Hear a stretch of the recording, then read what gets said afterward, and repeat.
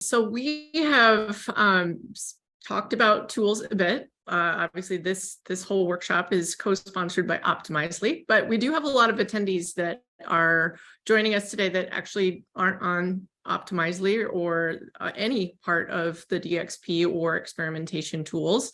There are a lot of them out there, and I know sometimes it's a suite of different tools that are used in experimentation. So let's talk a little bit about what tools you are each using in your experimentation practice. And as we know, Google Optimize is sunsetting and has recommended Optimizely, so it's great news for them. But what's in your toolkit when it comes to running experiments at your workplace? Tawny, since you mentioned ODP and some of the other tools, let's start off with you. Yeah, so we use ODP. We love that tool. We also will use things like MouseFlow, which is a really inexpensive heat mapping tool to track how people are actually engaging with content, where we're losing them. So then again, we can start that research that Jen talked about. It's a way for us to identify what that looks like. We do use some Optimizely tools, but we also do a lot of A/B testing in our email platforms as well. So we're on both Klaviyo and Acoustic. I don't know if you guys are familiar with any of those, but those are, I would say, our major 4 or so. I could probably rattle off more if I had more time to take some notes, but I think those are our majors.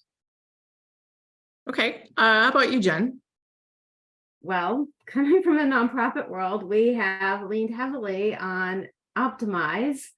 And so it's a bit of a blow, as you know, very small budgets for some of these organizations that we work with. So I think we're still looking at various tools. I haven't actually checked out Optimizely's pricing. We actually were a big Optimizely customer before Optimize came out, so would not be surprised if we went back.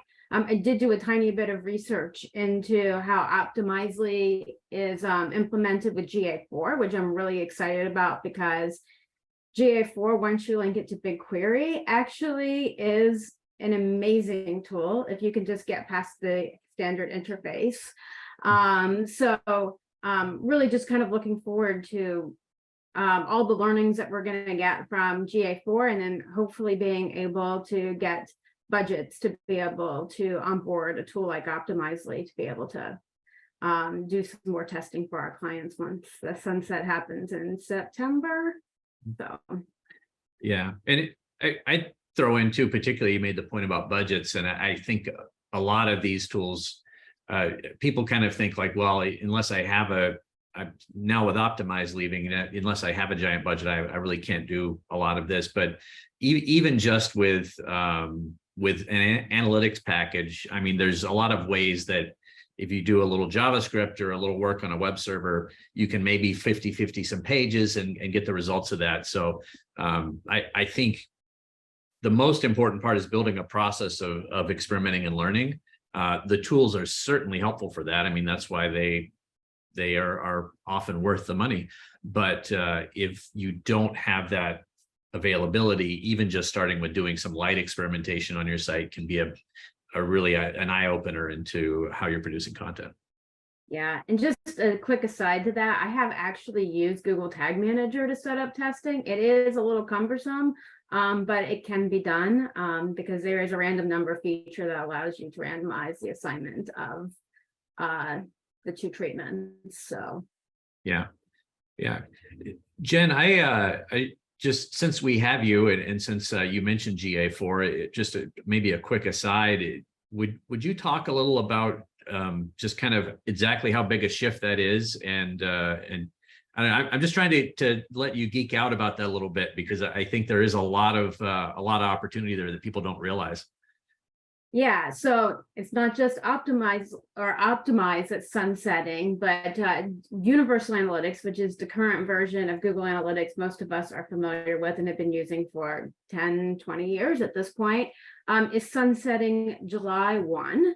And so there's a couple important things. One, you need to migrate before July 1, or else not only will you cease data collection, you will cease data collection. So really important to get that set up too. It's very different. It's an event-based analytics tool versus a session-based analytics tool. That doesn't mean you can't get sessions. You still can get sessions out of GA4. It's just a little trickier and it's counted a little bit differently.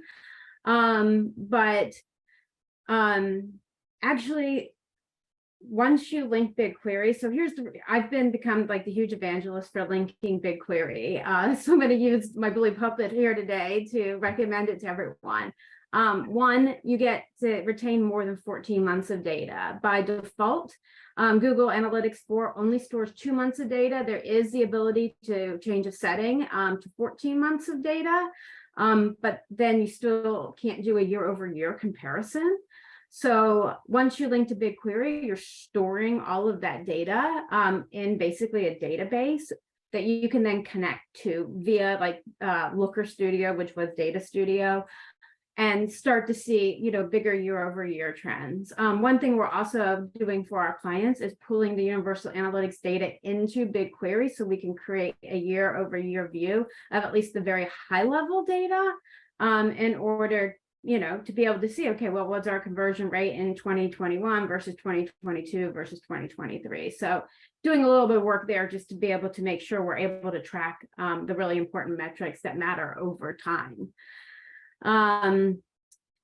The really exciting things are things like time between events. So let's say you're trying to optimize your checkout funnel. So not only can you now track, did they reach completion? You can look at how long it took them to reach completion. So, you know, and this has always been like the hard part of analytics, right? Is that low time on site good or is a high time on site good, right? A low time on site could mean your site was very efficient and you got them to the finish line faster, or a high time on site could mean they were more engaged. So being able to be a little bit more discreet about what you're measuring is really exciting. So do not get me wrong, there's huge learning curve and pains, and I still think the GA4 interface needs a lot of work. But once you hook in BigQuery,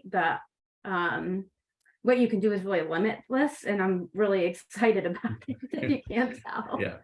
Yeah. I think in general, it sounds like it's more of a little less fire and forget, I think, where, you know, Universal Analytics, you drop it on the page. All right, I've got page views. It's now a little more about, all right, let's think about what do I want to measure and make sure I put in events that measure that so that then I have that data to look at. Yeah. Sounds like the next session needs to be on GA4 where I can just participate and take notes the whole time. Right. Yeah. Well, that's why I wanted to pick Jen's brain a little bit while we had her. Yeah, for sure. We'll take note of that.